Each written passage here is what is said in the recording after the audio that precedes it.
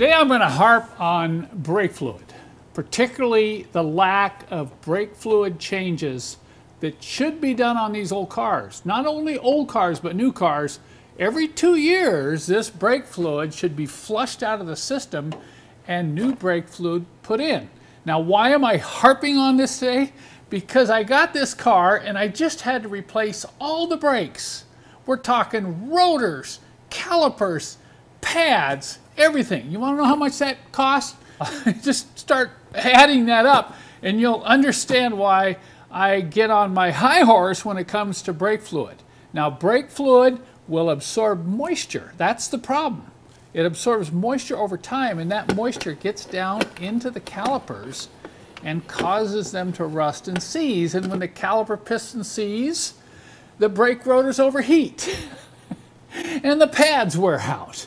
And so when you go to repair it, you go, oh my word, I have to replace everything on the car because brake fluid flushes were not done. Now, some of you are going to think I'm trying to sell something here or trying to convince you to do something you don't want to do. That's okay. It's your car. If you don't want to do your brake fluid flushes, you don't have to.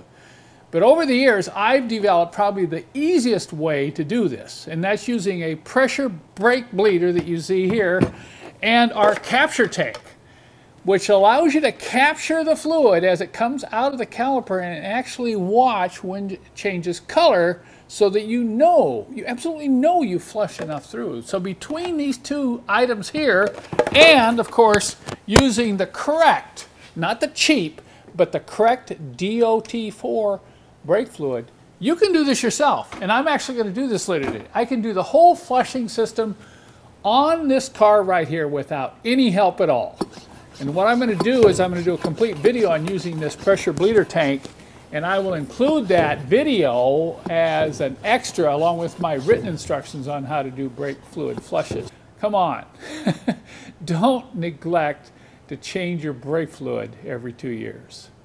You know, I almost forgot to mention this, but the other big advantage in using a pressure bleeder, particularly on cars 20 years and older, is you'll probably save the master cylinder seals. You know, this old pump the pedal method can just raise havoc to an old master cylinder because you're pushing it into areas that hasn't traveled in years and you're going to damage the seals.